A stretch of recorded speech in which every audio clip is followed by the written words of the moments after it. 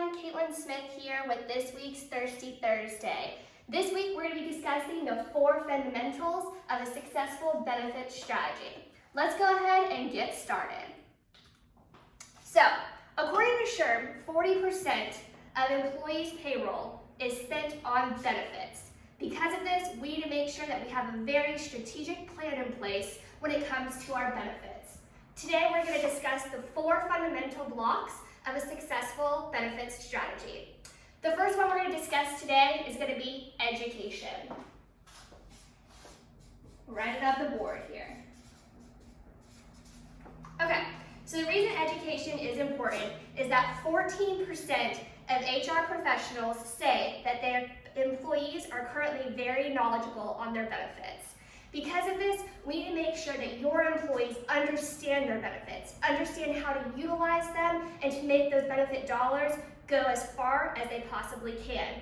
We want to make sure that they know what the difference between in-network and out-of-network is. Making sure that employees are educated on their benefits also is going to help you with recruitment and retaining your employees. The next thing we're going to discuss then, and we're going to put in, I'll have more information on strategies you can put in place for this as well. And that's going to be in the blog post. But we're going to go over all these statistics for you here. The next building block that you're going to have here is going to be communication. So something that's really important to know about communication is that only 1 out of 5 organizations actually say that their employee benefits communication is very effective.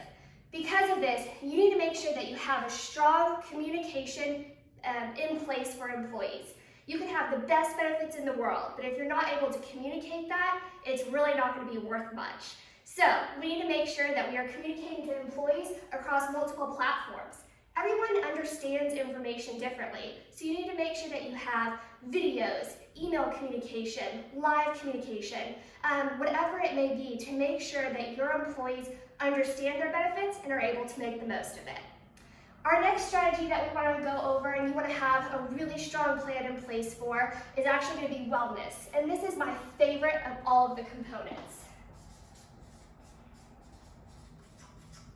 And really when you think about wellness, it really should be divvied up into 3 main components. You have your financial wellness, your physical wellness, and your emotional or mental wellness.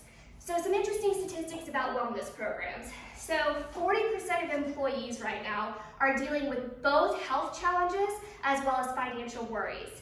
Because of this, as the employer, it's extremely important to make sure that they are provided with all the resources available for them to be healthy inside and out. So today, only 2/3 of organizations are currently offering wellness programs. But of those 2/3, what's really interesting is that half have said it decreased cost, 1/3 of organizations say it increased their productivity, and 2/3 say it decreased their unplanned absences at the organization. So those are some really hard numbers that you can get and really bring value to employees, and by implementing a wellness program, making sure that you're able to reduce your costs in different areas of your business, as well as making sure your employees have every resource available to them and they're able to be happy and healthier at work. The next thing we're going to talk about here then is going to be compliance. And this is going to be the final part of your pyramid here and the 4th step of the fundamentals of your successful benefit strategy. So the reason compliance is on here is because the IRS recently estimated that the average cost of compliance per employee per year is actually $9,991. That's a significant amount of money just to stay compliant. Because of that, you need to make sure you have all the tools, resources, and everything in place to make sure that you stay compliant, and that's not something you have to worry about. 88% of firms actually recently stated that the federal regulations are a challenge for their firm.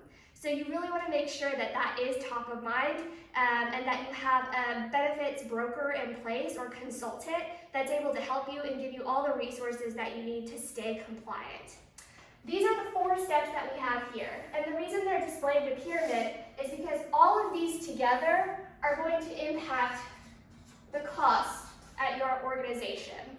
If one of these is to be taken away, your pyramid is then going to fall, and you're not going to get the desired results that you want, which is lowering cost at your organization and giving more value to your employees. Because of this, we recommend taking a step back, and when you're looking at your benefits strategy for the year, determining really strategic ways to help educate your employees, to help communicate with your employees, to give them as many wellness opportunities as possible, and of course to also make sure your organization is compliant. All of these together are a long-term strategy for success to reduce the cost of healthcare at your organization.